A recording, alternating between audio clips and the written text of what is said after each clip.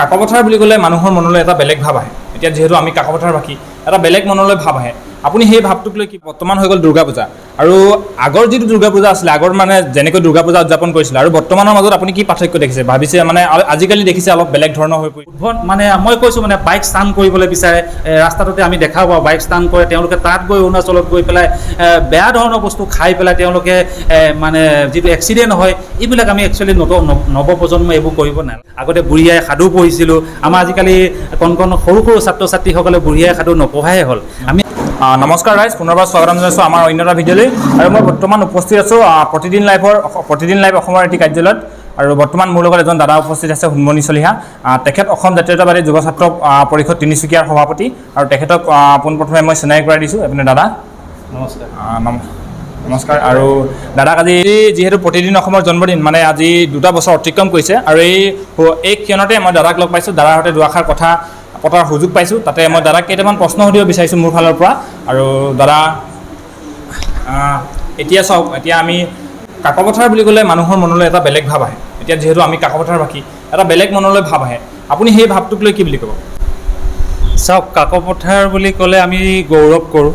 কাকপথাৰ বুলি ক'লে কাকপথাৰ এটা নাম আছে, অসমৰ ৰাইজে জানে কাকপথাৰ বুলি ক'লে, সেইটো কাৰণে আমি গৌৰৱবোধ কৰিছোঁ কাকপথাৰক লৈ। কিন্তু তুমি সোধা প্ৰশ্নটোক মই এটা কথা ক'ব বিচাৰিছোঁ যে কাকপথাৰলৈ কিছু মানুহৰ মাজত যিটো তুমি শংকাবোধৰ কথা কৈছা, সেইটো আজিৰ দিনত সেই শংকাবোধটো নাই বুলি মই পোনছাতে ক'ব কৈছোঁ তোমাক।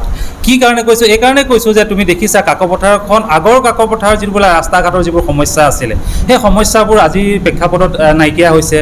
তুমি দেখিছা ওচৰৰ যিবোৰ গাঁও আছিলে, সেই গাঁওসমূহৰ ৰাস্তা পদূলিবোৰ যিটো উন্নয়ন হৈছে, সেই উন্নয়নটো ভাল হৈছে, কামবিলাক ভাল হৈছে। সেইটো আমি অসম জাতীয়তাবাদী যুৱ ছাত্ৰ পৰিষদে যিটো দেখা পাইছোঁ, সেইটো আমি কৈছোঁ।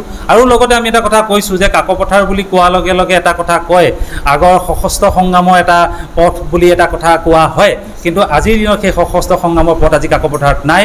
আৰু কাকপথাৰত দেখিছা, কাকপথাৰ যিখন আছে ঐতিহ্যমণ্ডিত ফিল্ডখনতে তুমি দেখি পাইছা, ইয়াৰ পৰাই ৰাষ্ট্ৰীয় পৰ্যায়ত খেল খেলি পেলাই সুনাম অৰ্জন কঢ়িয়াবলৈ সক্ষম হৈছে। আৰু আমাৰ এই অনাগত দিনত যিখিনি SI পোষ্ট হৈছিলে, কাকপথাৰ সৰহসংখ্যক SI যোৱা যিখিনি হৈছে, সেইখিনিত 9টাকৈ মোটামুটি 20জনমান SI কাকপথাৰতে পাইছে। আৰু লগতে কাকপথাৰৰ ল'ৰাখিনি ইমানেই আগুৱাই গৈছে, কাকপথাৰ ছাত্ৰ ছাত্ৰীসকল ইমানেই আগুৱাই গৈছে, কামাণ্ডো পোষ্টত তেওঁলোকে পাইছে। অন্যান্য যিবিলাক পোষ্ট আছে, সেই পোষ্টবিলাক কাকপথাৰ আমাৰ ল'ৰাখিনি ল'বলৈ সক্ষম হৈছে। এইটো আমি গৌৰৱবোধ কৰিছোঁ, আৰু কাকপথাৰক লৈ পেলাই আমি অসম জাতীয়তাবাদী যুৱ ছাত্ৰ পৰিষদেও খালি আজি গৌৰৱবোধ কৰোঁ।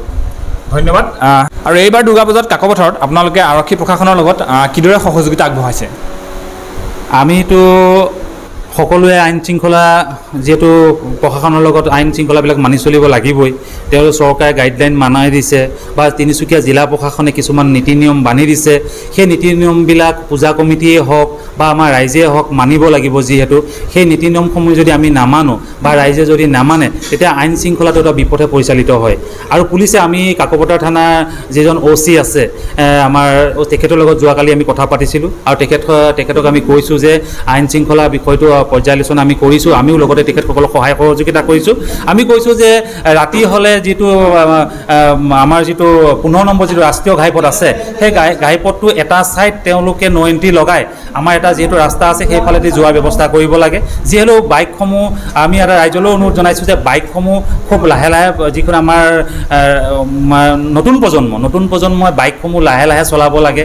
আৰু চৰকাৰ বা প্ৰশাসনৰ লগত তেওঁলোকে সহযোগ কৰিব লাগে, যে তেওঁলোকে যিবোৰ গাইডলাইন বনাই দিছে সেইবিলাক তেওঁলোকে মানি চলিব লাগে। আমি কাকপথাৰ আৰক্ষী বিষয়াৰ লগতো আমি কথাখিনি পাতিছোঁ। আমি অসম জাতীয়তাবাদী যুৱ ছাত্ৰ পৰিষদ কাকপথাৰ আঞ্চলিক সমিতি বা আমি তিনিচুকীয়া জিলা সমিতিয়েও আমি গোটেই কথাখিনি আমি ৰাইজক সেই বিষয়ে আমি কৈছোঁ, আৰু আমি পুলিচ প্ৰশাসনকো এই কথাখিনি আইন শৃংখলাটো মানি চলিবৰ বাবে আমি কথাখিনি আগবঢ়াইছোঁ তেওঁলোকৰ লগত। বহুত বহুত ধন্যবাদ। এইখিনিতে আপোনালৈ অন্য এটা প্ৰশ্ন আগবঢ়াইছোঁ। বৰ্তমান যি কাকপথাৰৰ শিক্ষা ব্যৱস্থা, সেই শিক্ষা ব্যৱস্থাত অসম জাতীয়তাবাদী যুৱ ছাত্ৰ পৰিষদে কেনেদৰে মানে সহায় সহযোগিতা কিবা অৰিহণা আগবঢ়াইছে, তাৰ বিষয়ে আপোনাৰ পৰা মই দুআষাৰ জানিব বিচাৰিম।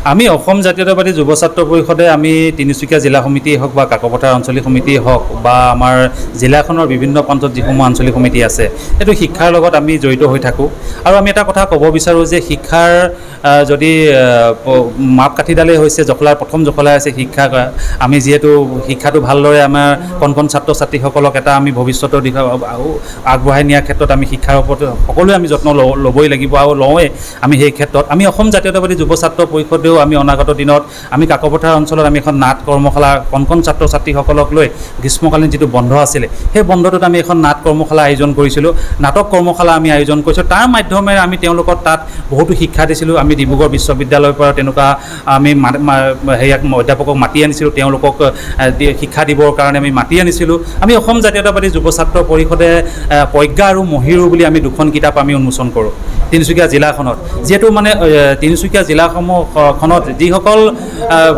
বিশিষ্ট ব্যক্তি আছে সেই ব্যক্তিসমূহে সমাজৰ কাৰণে কিছু অৱদান আগবঢ়াই গৈছে সেই অৱদানসমূহ আমি তেওঁলোকৰ কিতাপৰ মাজেৰে তেওঁলোকৰ জীৱনীসমূহ আমি কিতাপত সন্নিৱিষ্ট কৰি ৰাখোঁ আৰু আমি মৰণোত্তৰভাৱে এখন কিতাপ উন্মোচন কৰোঁ আৰু আমি জীৱিতভাৱেও দুখন কিতাপ আমি উন্মোচন এখন নামটো হৈছে প্ৰজ্ঞা আৰু মহিৰু বুলি এই মহিৰু কিতাপ দুখন আমি তিনিচুকীয়া ডিষ্ট্ৰিক্ট লাইব্ৰেৰীত আমি সংৰক্ষিত কৰি ৰাখিছোঁ যিহেতু কিছু ব্যক্তি আমাৰ মাজৰ পৰা হেৰাই যোৱাৰ পাছতো তেওঁলোকৰ যিখিনি সমাজ ব্যৱস্থাৰ কাৰণে সমাজৰ কাৰণে যিখিনি তেখেতসকলে কাম কৰি থৈ গৈছে সেইখিনি কিছু পাছত আমাৰ নতুন প্ৰজন্মই পাহৰি যায় সেই বস্তুখিনি এই কিতাপ দুখনৰ মাজৰে আমি সংৰক্ষিত কৰি ৰাখিছোঁ আৰু যদি কোনোবাই কেতিয়াবা চাব বিচাৰে প্ৰজ্ঞা আৰু মহিৰু নামে দুখন কিতাপ আমি উন্মোচন কৰোঁ সেই কিতাপসমূহ আমি তিনিচুকীয়া ডিষ্ট্ৰিক্ট লাইব্ৰেৰীত আমি ৰাখিছোঁ তাতে গৈ তেওঁলোকৰ জীৱন পাতনিখিনি তেওঁলোকে চাব পাৰিব আৰু নতুন প্ৰজন্মই মই আশা ৰাখিছোঁ যে শিক্ষাৰ লগত বা কিতাপ পঢ়িব লাগে কিতাপ পঢ়িলে যিহেতু মানসিকতাটো বহু ওপৰলৈ যায়গৈ আমি এতিয়া জীৱনীসমূহ যিবোৰ আমাৰ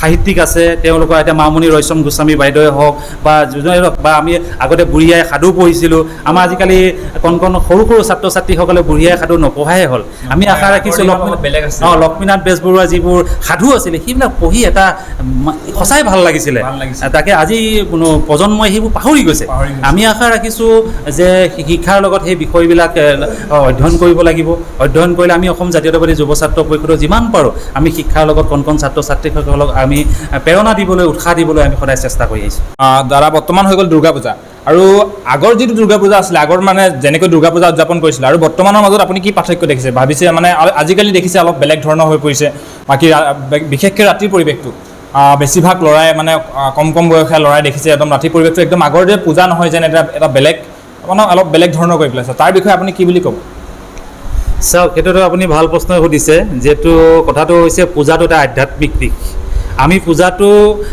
সকলো আমাৰ ঘৰখনেই হওক বা আমাৰ সমাজখনেই হওক বা আমাৰ ৰাজ্যখনেই হওক আমি এটা মংগলৰ অৰ্থে আমি এটা পূজা কৰোঁ সেই পূজাটোক এটা দেখা পাইছোঁ আমি যে পূজাটোক এটা পৰ্যায়লৈ লৈ গৈছে বিহুটো যেনেকৈ আমাৰ গাঁৱৰ বিহু আছিলে সেই গাঁৱৰ বিহু গৈ মঞ্চ পালেগৈ সেই মঞ্চ পোৱাত আমাৰ কিছু ক'ৰবাত ৰৈ গৈছে নেকি খুঁটি নাতিবোৰ আজি পূজাটোৰ কথাই ক'ব বিচাৰিছোঁ পূজাটো তোমালোকে দেখিছা পূজাটোত পূজা নকৰি আজিকালি কিছু অংশৰ মানুহৰ কথা কৈছোঁ পূজাৰ নামত তেওঁলোকে কিছু কাম কৰিবলৈ যায় সেই কামবিলাক একচুৱেলি আমি ভাল নালাগে আমাৰ তাৰ কাৰণে আমি এটা অনুৰোধ জনাইছোঁ যে পূজাটোক পূজা হিচাপে থাকিবলৈ দিয়ক পূজাটো বেলেগ এটা পৰ্যায়লৈ লৈ যাব নালাগে পূজাটো এটা আমাৰ আধ্যাত্মিক দিশ এই পূজাক লৈ আজি নৱপ্ৰজন্মই যদি পূজা হওক বা আমাৰ যিটো সেইখিনি যদি বুজি নাপায় তেওঁলোকৰ যদি মনত লৈ নলয় আৰু ভগৱন্তক যদি চিন্তা চৰ্চা তেওঁলোকে নকৰে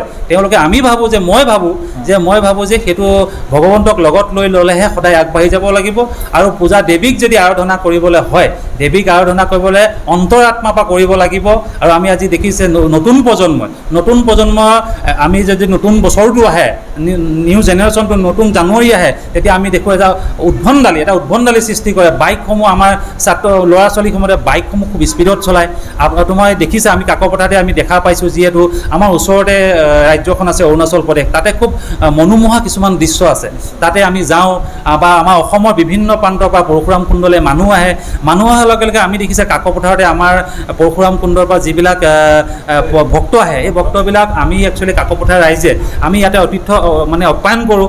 আপ্যায়ন কৰি তেওঁলোকক আমি এইটো বুজাব বিচাৰিছোঁ যে কাকপথাৰখনৰ যে ৰাইজৰ যিটো মনৰ যিটো ভাৱ, যে আমাৰ মনত যে এটা ভাল ভাৱ আছে, আমি তেওঁলোকক সদায় শুশ্ৰূষাৰ মাধ্যমে তেওঁলোকক কৰিব আমি বিচাৰোঁ। আৰু তেওঁলোকে সেই মনোমোহা ঠাইবিলাক আজিকালি তোমালোকে দেখিছা যে যিবোৰ উদ্ভৱ মানে মই কৈছোঁ মানে বাইক ষ্টাণ্ট কৰিবলৈ বিচাৰে, ৰাস্তাটোতে আমি দেখা পাওঁ বাইক ষ্টাণ্ট কৰে, তেওঁলোকে তাত গৈ অৰুণাচলত গৈ পেলাই বেয়া ধৰণৰ বস্তু খাই পেলাই তেওঁলোকে মানে যিটো এক্সিডেণ্ট হয়, এইবিলাক আমি একচুৱেলি নৱপ্ৰজন্মই এইবোৰ কৰিব নালাগে। আৰু পূজাটোক পূজা হিচাপে থাকিব দিব লাগে। আৰু ৰাতি হ'লে এটা মানে বেলেগ এটা পৰিৱেশলৈ যোৱাটো আমি দেখা পাওঁ, মানে সেইটো একচুৱেলি বন্ধ থাকিব লাগে। সম্পূৰ্ণভাৱে ধন্যবাদ আৰু প্ৰতিদিন লাইভ অসমলৈ যে আমাক এনেকুৱা এটা ধুনীয়া অনুষ্ঠানলৈ মাতিলে। আৰু আজি যিহেতু 2টা বৰ্ষ অতিক্ৰম কৰিলে, আপোনালোকৰ অতি শুভকামনা থাকিল। লগতে মোৰ দাদাকেইজনে ক'লে শুনিলোঁ যে প্ৰতিদিন লাইভ অসমে বহু ধৰণৰ মানে গাঁৱে ভূঞে সোমাই থকা যোনবিলাক ডাঙৰ চেনেলে নিউজ কেপচাৰ কৰিব নোৱাৰে সেইবিলাক পাব্লিছ কৰি আছে আৰু ৰাইজৰ হকে বহুত ধুনীয়াকৈ কাম কৰি গৈ আছে। আৰু তাৰ বাবে অশেষ শুভকামনা থাকিল আৰু যাতে আগলৈ আগুৱাই যাওক, এইফালৰ পৰা আমাৰ তৰফৰ পৰা সকলো ইউটিউব ফেমিলিৰ তৰফৰ পৰা শুভকামনা থাকিল আৰু ধন্যবাদ। জয় অসম। আৰু কাকপথাৰ অঞ্চলৰ গাঁৱৰ আৰু চহৰৰ পৰা ইউটিউবাৰ, গোটেইকেইজন ইউটিউবাৰ ফেমিলি। এফালে আছে আমাৰ অনুপম আজে, তাৰপিছত এফালে আছে মণ্টু আছামিজ মাষ্টাৰ মাইণ্ড, এফালে আছে দীপ আমাৰ গামোচা অসমৰ জাতীয় সম্পদ, এইফালে আছে লগতে অংকুৰ চাংমাই এক্সপ্ল'ৰ উইথ পাপু, এইফালে আমাৰ ভাইটি কি নাম আছে তোমাৰ? হেনচোৱা ভাই।